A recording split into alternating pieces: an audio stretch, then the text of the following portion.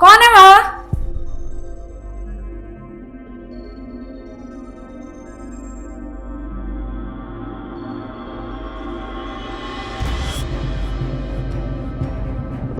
कौन है?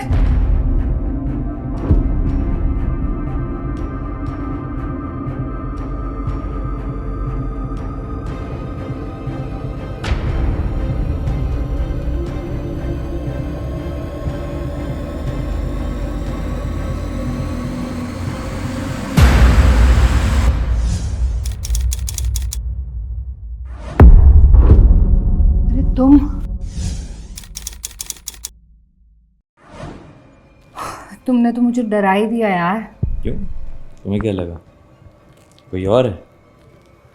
कुछ नहीं। तो कुछ नहीं तो कुछ कर ले।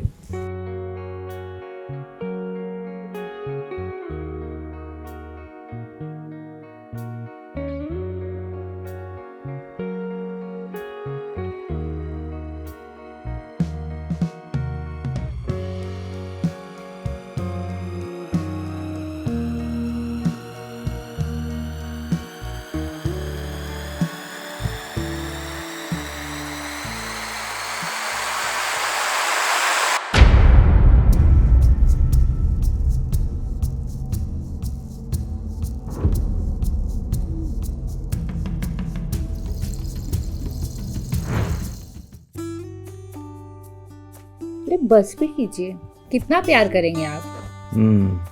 सही है, अच्छी बात है। अब तुम तो यहाँ मायके में मज़े से जी रही हो और मैं वहाँ अकेले। तुम्हें पता है मेरी हालत क्या हो रही थी तुम्हारे बगैर?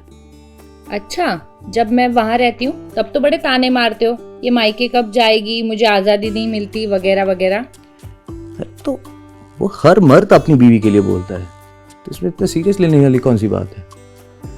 एक्चुअली क्या है कि जब इंसान जब पास नहीं होता तभी उसकी वैल्यू समझ आती है। अच्छा, तो समझ आ गई मेरी वैल्यू? एब्सोल्युटली 100%, बिल्कुल। इसीलिए तुम्हें लेने आ गया। पर मैं तुम्हारे साथ नहीं जा सकती ना। क्यों? अरे मम्मी पापा और भाई गांव गए हैं, मेरे दादाजी के बड़े भाई शांत हो गए, ओह, इसीलिए उन्हें जाना पड़ा। तो तुम नहीं गई? नहीं, किसी को घर पे भी तो रहना था, आजकल कितनी चोरियां हो रही हैं। तो फिर एक काम करता हूँ, मैं भी यहीं रह जाता हूँ। जब तुम्हारी फैमिली आएगी फिर हम दोनों साथ में चले जाएंगे। हाँ, ये कर सकते हैं। अब मैं तुम्हारे लिए कुछ खाने को बना दूं? हाँ। ठीक है।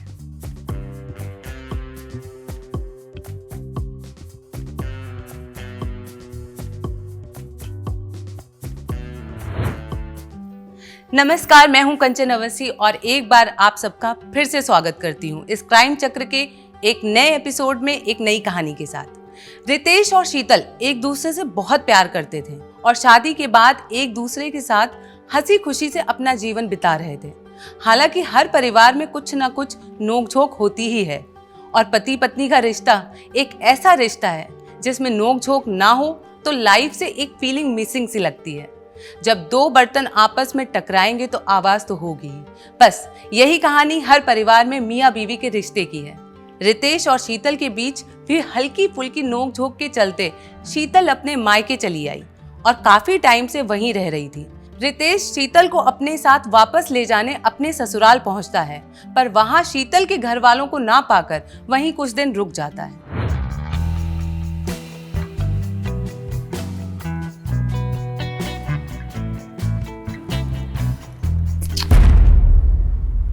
क्या हुआ? मन नहीं है, कुछ फील ही नहीं हो रहा।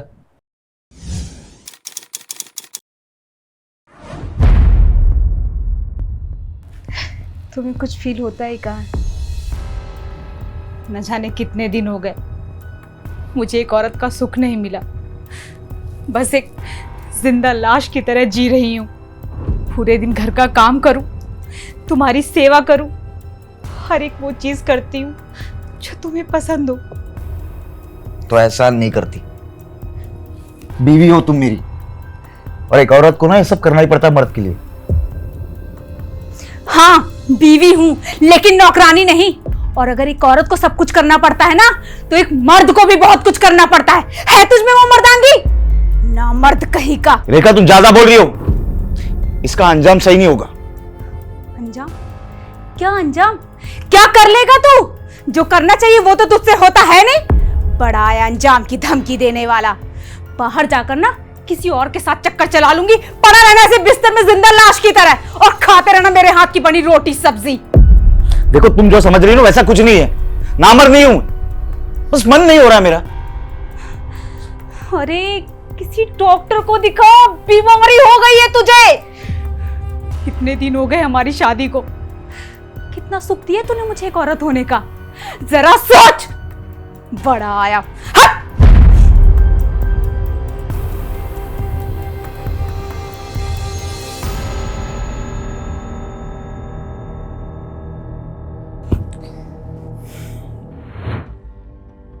क्या बताओ यार, जिंदगी नरक बनती जा रही। नहीं, इसमें मेरी बीवी का कोई दोष नहीं है। वो तो वैसे भी शादी करके परेशान है मुझसे, फंस चुकी है बेचारी। पता नहीं यार, मैं उसे प्यार ही नहीं कर पाता, मन ही नहीं होता यार मेरा। मुझे क्या लगता है कि सच में कुछ प्रॉब्लम होगी मुझ में। डॉक्टर को दिखाना चाहिए क्या? तंग आ गए हूँ यार रोज की चिक चिक से। अरे डर लगता है यार, कई बार अगर किसी और के साथ में चक्कर चला लिया तो मैं कहीं मुंह दिखाने लायक नहीं रहूंगा। कभी कभी तो लगता है कि सब कुछ छोड़ छाड़ के कहीं निकल जाऊं, या फिर सुसाइड कर लूं।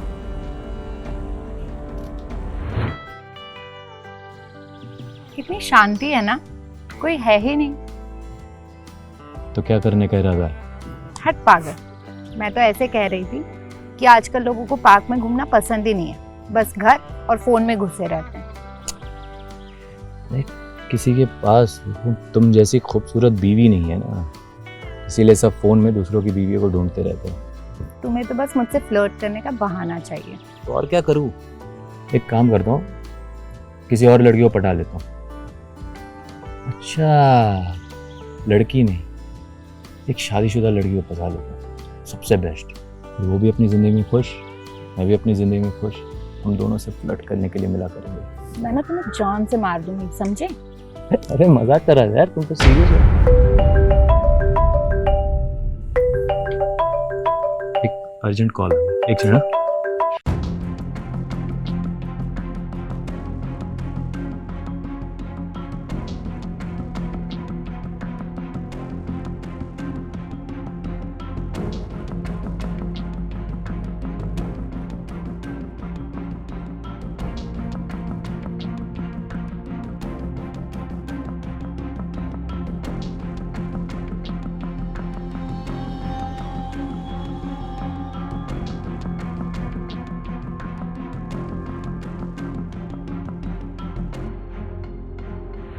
रेखा और प्रेमल एक ऐसे पति पत्नी थे जिनका रिश्ता हर दिन परीक्षाओं से गुजरता था।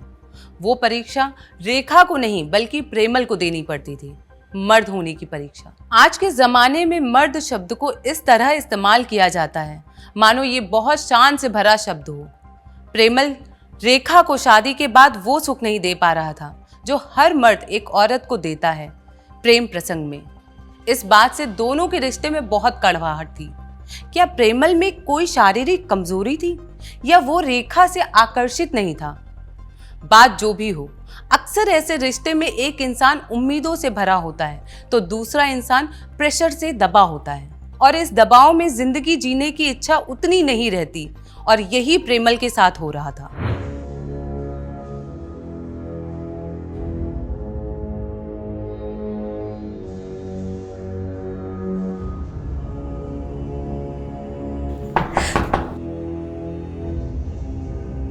आप ही Rekha ji?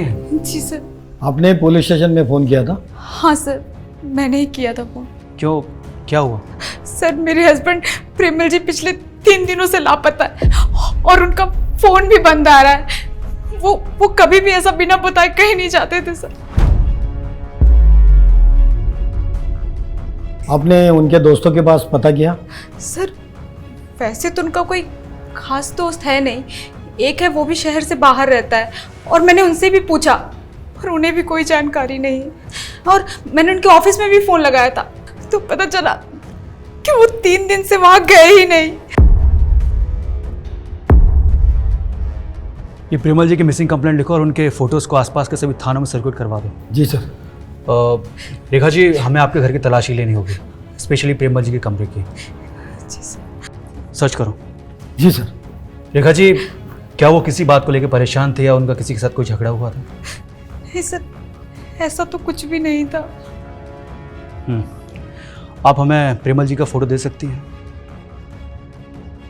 Please?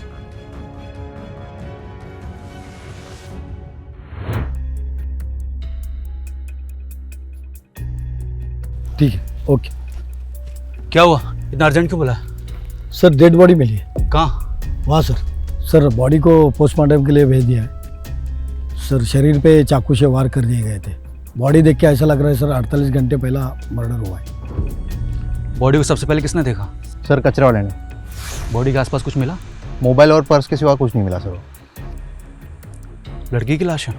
Yes sir. Rape? Sir body को देख के तो ऐसा लगा नहीं, कुछ बोल नहीं सकते, अभी पोस्टमार्टम के बाद ही पता चलेगा। ये लड़की के परिजनों से कांटेक्ट करो, बॉडी की शिनाख्त करवाओ फास्ट। जी सर। वैसे सर यहाँ पर मर्डर नहीं हुआ है, मर्डर किसी दूसरे जगह पे करके यहाँ पर लाया है, क्योंकि बॉडी के आसपास कोई खून नहीं था, सिर्फ घसीटने के निशान है। ये कातिल के शू प्रिंट के सैंपल निकलवाओ, डू इट फास्ट। जी सर।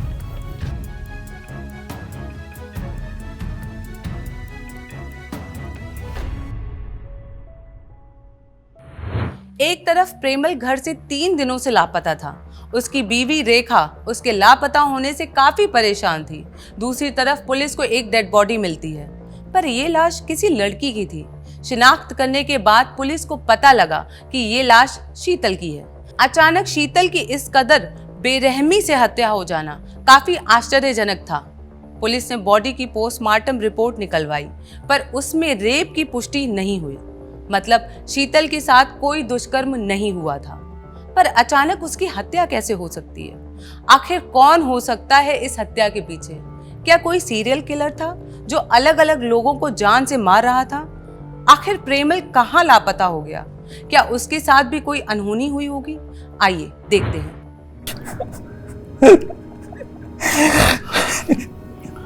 रितेश जी, खुद को संभालिए। सर इतनी बेरहमी से कौन मार सकता है सर? आखिर क्या वजह रही होगी? शीतल जी यहाँ कब से थी? वो कुछ दिन पहले ही यहाँ आई थी। दरअसल ये घर उनके पेरेंट्स का है, वो लोग किसी कारण गांव गए हुए।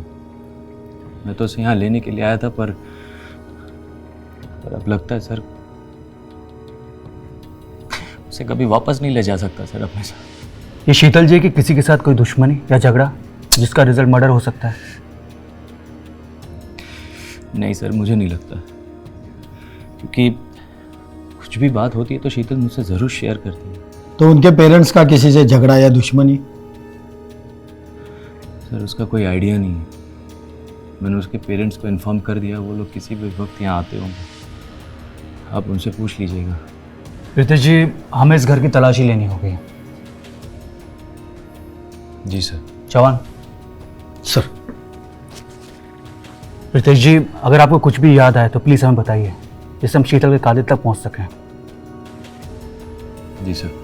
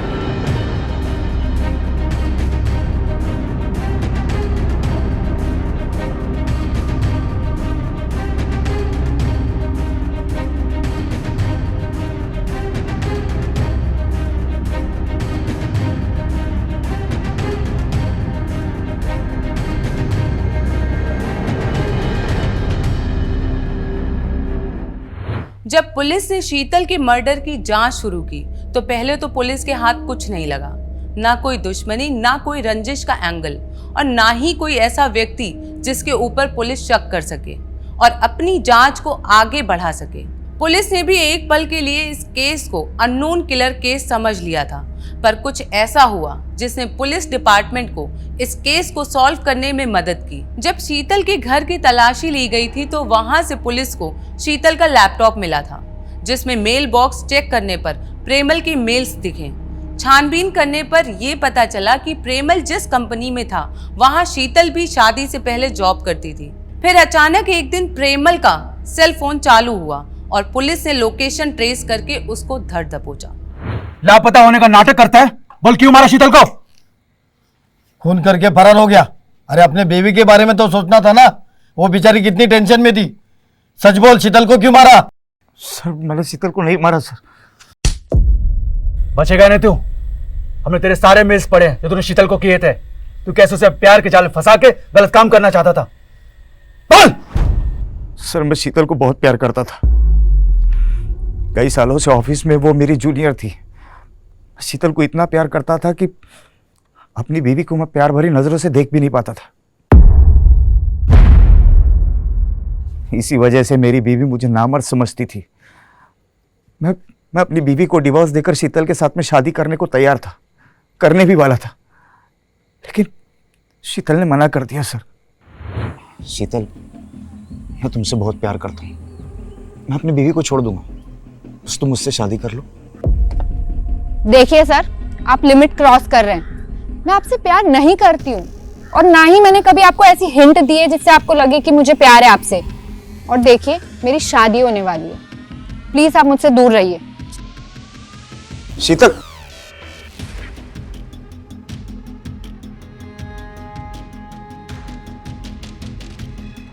जिंदगी तो मेरी खराब हो गई थी। शीतल को भूलने की कोशिश कर रहा था, तभी वो शादी करके शहर छोड़कर चली गई। लेकिन एक दिन अचानक कोई मुझे दिखी।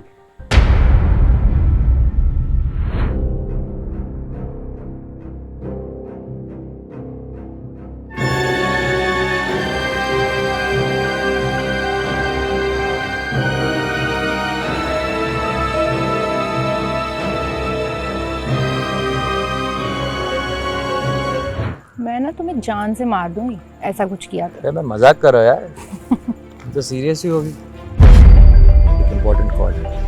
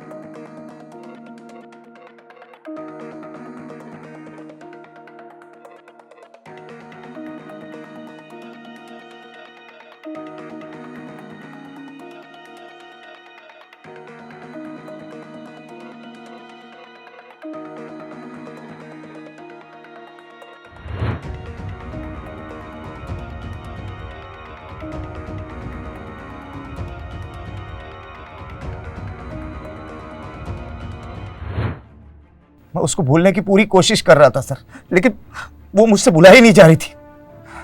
तभी मैंने उसे उसके पति के साथ में हम बिस्तर होते हुए देख लिया और मेरा खून खोल गया और मैंने उसे मार डाला। कैसा आदमी है तू? अपनी बीवी के बारे में जरा भी नहीं सोचा? एक तरफा प्यार, हवस, जो भी तेरे मन में था, उससे कितनी जिंदगियां बर्बाद हो गई। अब बाकी की जिंदगी जेल में काटना।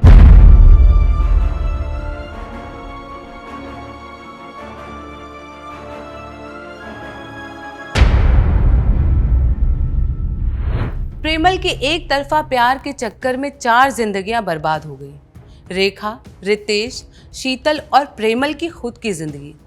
इंसान अक्सर प्यार में इस कदर अंधा हो जाता है कि सही गलत सोचना ही भूल जाता है।